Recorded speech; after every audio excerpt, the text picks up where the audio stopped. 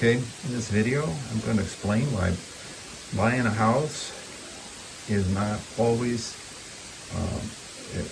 the same, or buying a house and ownership of a house is not always the same for every, I would say every generation, or during every interest rate case, okay? So we go to a high interest rate case, a period where we have a higher interest rates, where let's say interest rates are around 10%, this would be case one. I'm applying a value of $200,000, okay? The payments on this, the interest payments on this would be, according to this equation here, so Y is 200,000 times 0.1, that would be $20,000 per year.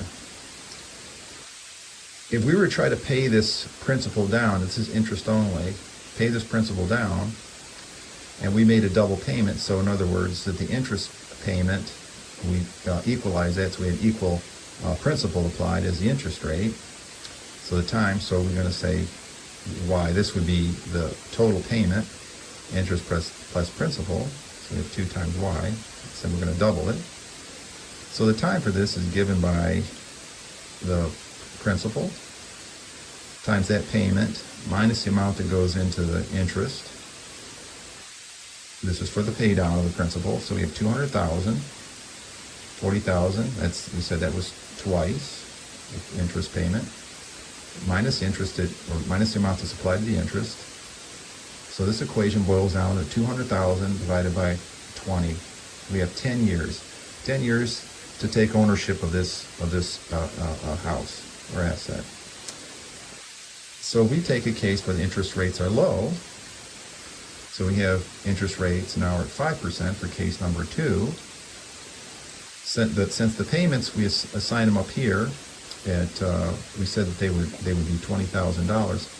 So we're for this case here, what could we afford with the same $20,000 per year payments? Well, the interest rates are 5% now. This is a governing equation. So the interest rates is now 5%. The principal, 20,000 we pay per year, divided by the 5% interest rate.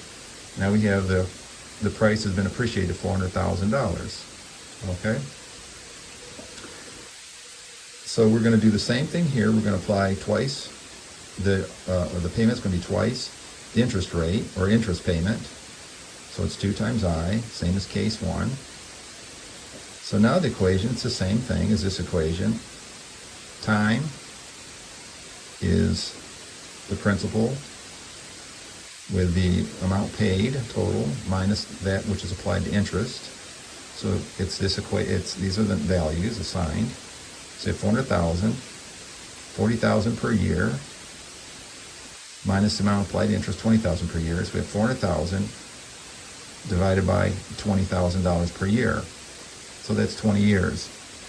And essentially what that says is this: if a person's going to own a home, let's say, in a low interest rate environment, if they want to be aggressive and take ownership, or not even aggressive, but if they want to take ownership of it, most of these calculations are that they do for the house payments, they base it upon a pay down, let's say a 30-year mortgage or something like that. So if you want to own it in 30 years, it's all going to be the same for everybody. But if a person, let's say, wanted to take ownership of some house, and so they wanted to accelerate their payments, instead of paying the standard payment, let's say they pay some extra, right? This just demonstrates the extra burden that you're going to carry if you actually try to take ownership. So essentially, what happens is you end up with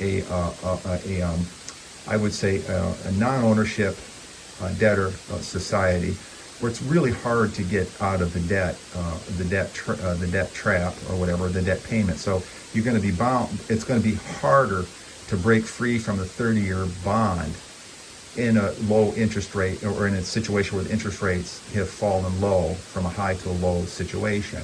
So the observation that's made by a lot of younger people when they say, "Oh, things have gotten harder today," as opposed to some of these older ones that were around back when the interest rates were around 14%, they're actually correct. When you hear an older person tell you, I did it, so can you too. The playing field's actually not equal, and basically, at the end of the day, they're basically talking about something they know very little about, or are actually not sincere about what they're talking about. So it actually is more difficult when interest rates go from a high level to a low level. Okay, and that's the conclusion.